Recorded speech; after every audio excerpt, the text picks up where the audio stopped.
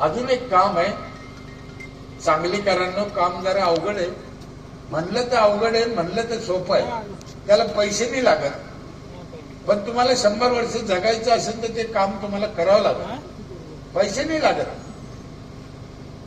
पण कोणत्याच गावचे लोक ऐकत नाही, करीत नाही. मग काय करू, सांगू का नको सांगू? 100 वर्ष जगायचं. खरंच जर तुम्हाला 100 वर्ष जगायचं असेल, मालगावच्या नागरिकांनो, त्याच्यासाठी एकच करा, दुसऱ्यावर जळू नका.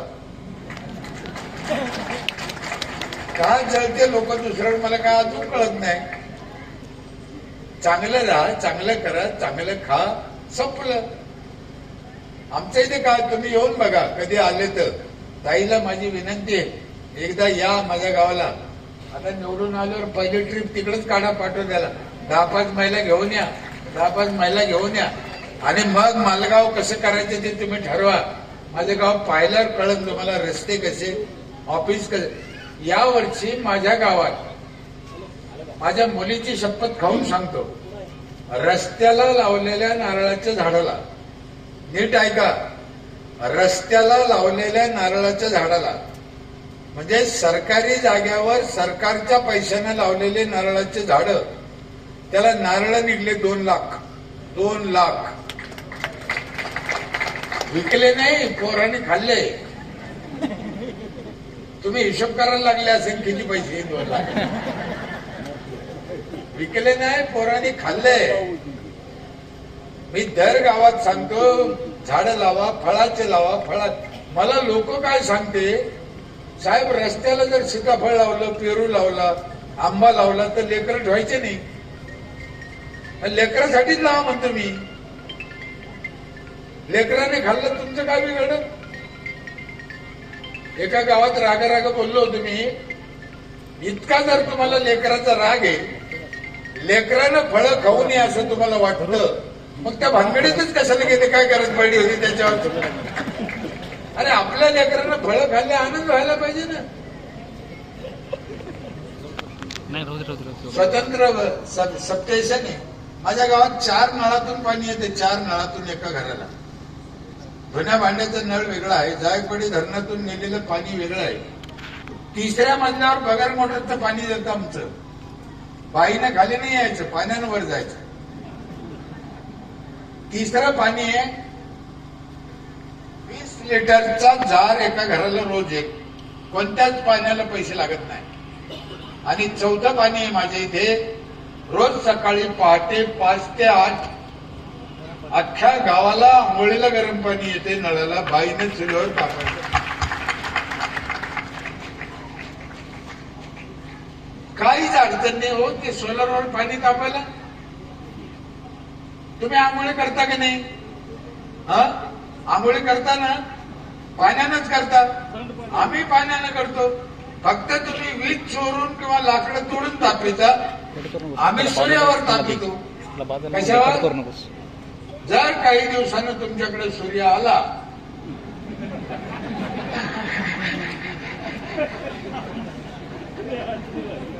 तर तुम्ही बी त्याच्यावर पाणी तापायला शिका, असं माझं मत आहे. सोलरवरच पाणी तापलं पाहिजे, इतकी साधी गोष्ट आहे ना.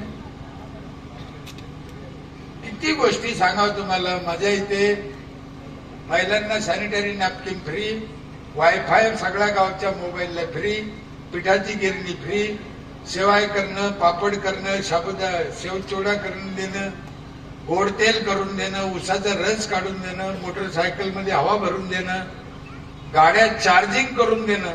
नवीन निघलेल्या गाड्या चार्जिंग पण आम्ही करून देतो. तुमची दृष्टी एवढं सगळं पंचायत करून देते, तरी माझी पंचायत 8 लाखाला नफ्यात आहे. छोट्यात नाही. आम्ही शेती करायचं ट्रॅक्टर आहे, शेतकऱ्याची शेती करतो आम्ही, त्याला 25% सबसिडी देतो. म्हणजे नांगराचं बिल बाजार भावाने 10,000 झालं तर आम्ही 7,500 घेतो. 2,500 त्याला माफ करतो. शेतकऱ्याला शेती करताना सबसिडी देणारी भारतातली पहिली ग्रामपंचायत आहे माझी. नुसतं बोलणं वेगळं आहे. शेतकऱ्यासाठी असेल, शेतकऱ्याने केलं पाहिजे ना, कृतीत आलं पाहिजे. माझं ऑफिस बघा,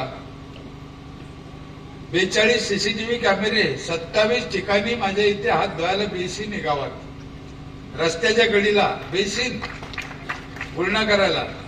जनरली हरामखोर काय नाही इथे थुकू नका, इथं थुकू नका, इथं लघवी करू नका, इथं लघवी आपण करा मग. आणि अकलीच्या पद्धतीने कोणी बी खुर्चीवर बसल्यावर असंच होणार. आम्ही तसं नाही केलं.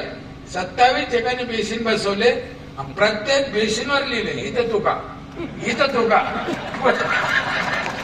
अरे इथं थुकू नका, हे काय अक्कल झालं, हे काय डोकं झालं. या समाजाने काय करायला पाहिजे, कसं वळण लावायला पाहिजे हे शिकायला पाहिजे. चुकीचे लोक पदावर बसल्यावर चुकीच्या गोष्टी घडणार आणि आपल्याला त्याचे फळं भोगावं लागणार. हा दोष जसा उमेदवाराकडे जातो तसा मतदाराकडे पण जातो.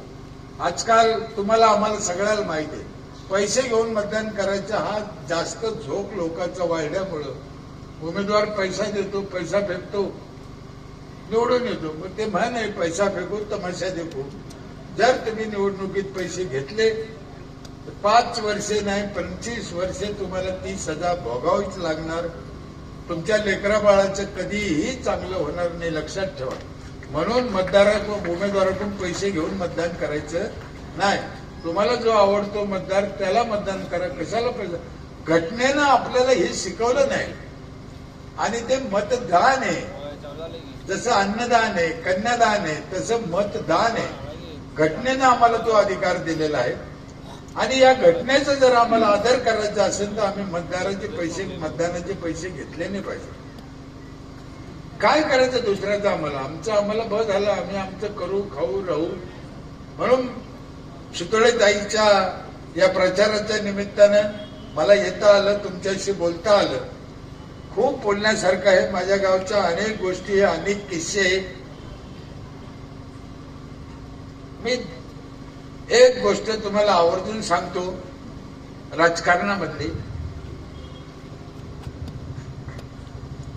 सध्या देशात 2च पक्ष मोठाले, काँग्रेस आणि भाजप. बाकी छोटे छोटे पक्ष तर किती काय सोडून द्या. पण मुद्दा काय, या दोन्ही पक्षाचा, काँग्रेसचं माणसं चांगले होते पहिले.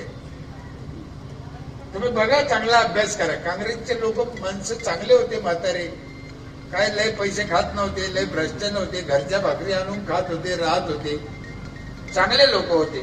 पण धोरणं चांगले नसल्यामुळे ते मातीत मिळाले. काँग्रेसचे माणसं चांगले होते, धोरणं चांगले नव्हते. भाजपचे धोरणं बरे पण भरती चांगली नाही. वाईट झालं ना, म्हणजे एकच झालं ते. काय झालं, इकडचे इकडे इकडचे इकडे गेल्यामुळं एक गोष्ट लक्षात ठेवा, पक्ष म्हणून आता काही जान उरली नाही. मालगावच्या लोकांना माझी विनंती आहे, मी आल्यापासून पाहतोय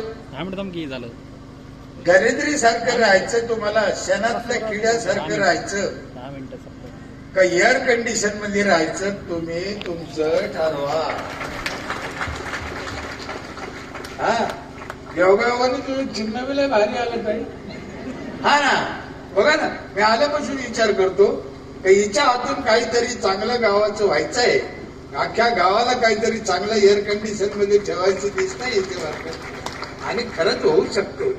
निपक्ष भावनेने, चांगल्या मनाने जर आपण काम केलं तर होऊच, काहीच अवघड नाही. हो, या जगात काय अवघड आहे? काहीच अवघड नाही. केल्याने होतं. कष्ट केल्यावर वाळूतून तेल गळू शकतं, म्हणजे ते काही खोटं नाही. म्हणून करा. हे महापुरुषाचे फोटो लावले, छत्रपती शिवाजी महाराज, डॉक्टर बाबासाहेब आंबेडकर, अब्दुल कलाम साहेब, फुले, शाहू. का लावले? आपल्या बापाची काऊन नाही लावले? आहे का तुमचा बाप आहे का, मा बाप आहे का? याच नाही काऊन? बरं, हे का आपले सासरे आहे का? यांचे काऊन लावले आपण? याने समाजासाठी काहीतरी चांगले कामं केले म्हणून यांचे फोटो इथे लागले. मग याच्यावर आपण शिकलं पाहिजे का आपण बी 2 गोष्टी चांगल्या केल्या पाहिजे, आयुष्यात चांगलं वागलं पाहिजे. तुम्हाला खरं सांगू, डॉक्टर बाबासाहेब आंबेडकर, शाहू, फुले, सावित्रीबाई हे जर नसते, राग येऊन जाऊ नका, माफी मागू, आपण कपडे बी घातले नसते. यांचे लय उपकार आहे, लय उपकार आहे लोकांनी. आपल्यासाठी शेण खाल्लं त्याने, आपल्यासाठी तकलीफ घेतल्या आणि आपण मग त्यांना जो भारत पाहायचा होता, त्यांच्या डोळ्यात जो देश पाहायचा होता त्यांना, तो का होत नाही?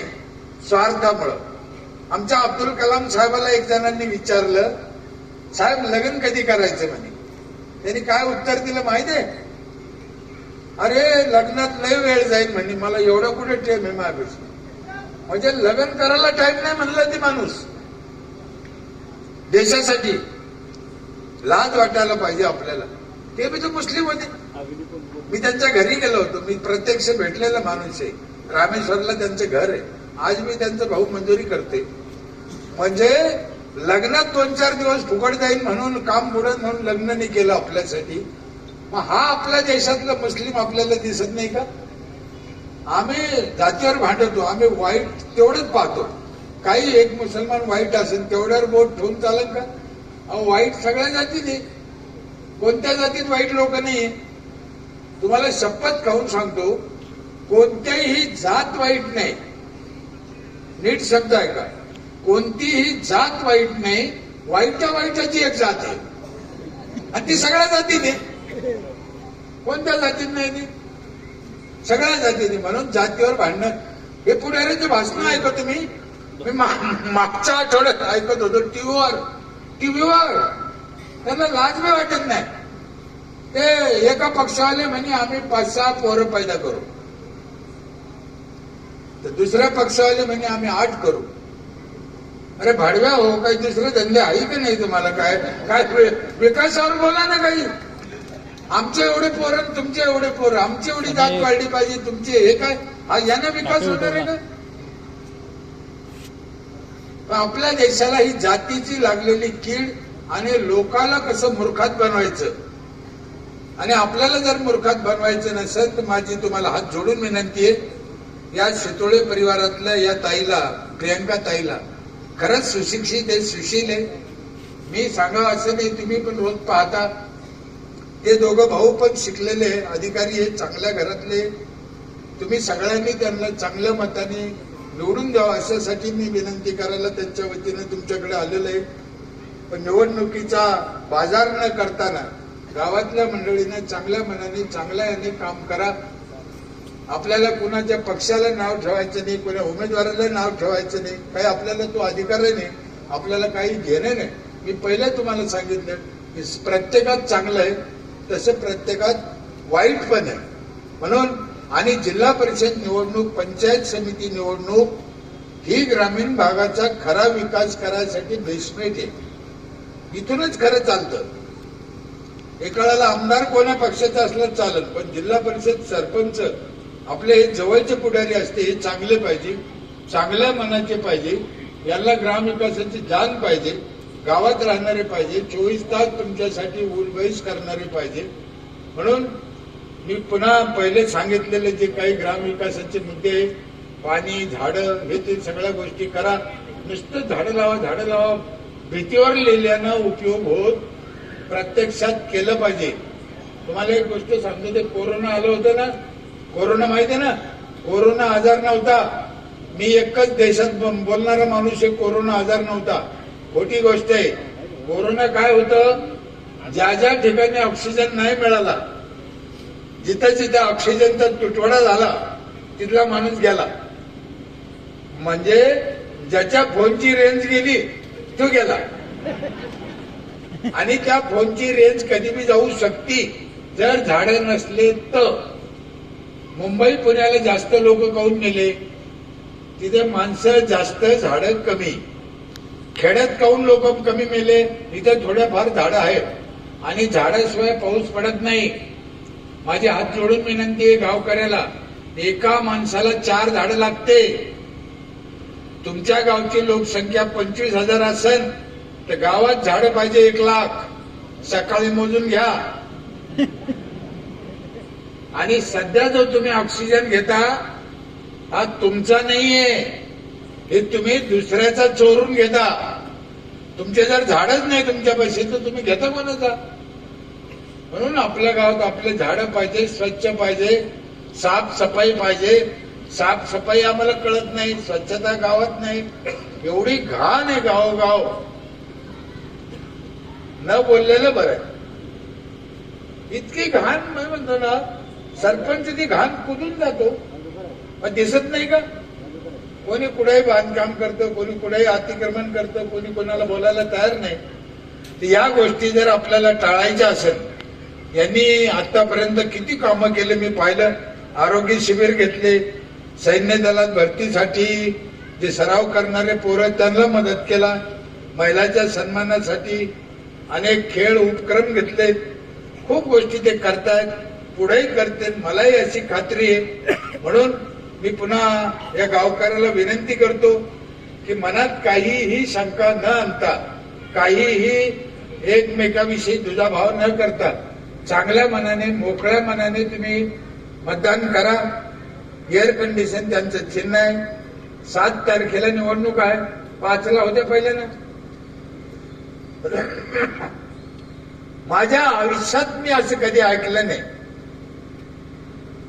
की आज निवडणूक होती, रद्द झाली, 2 दिवसांनी पुढे गेली. असं कधी होत नाही. पण आता असे कायदे,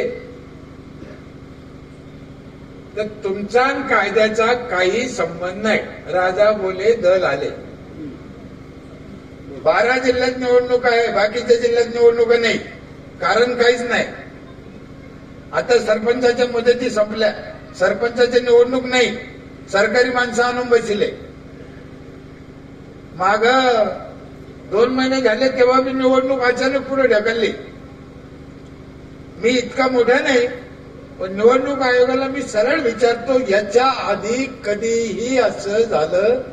आणि सांगायचे, एकदा निवडणूक प्रोग्राम डिक्लेअर झाला तर त्याच्यात कोर्टाने पण दखल द्यायची नाही. हा कायदा सांगतो. आणि हे कवानात निवडणूक बदली ते काही सांभाळून राहा. हे म्हणते 7ला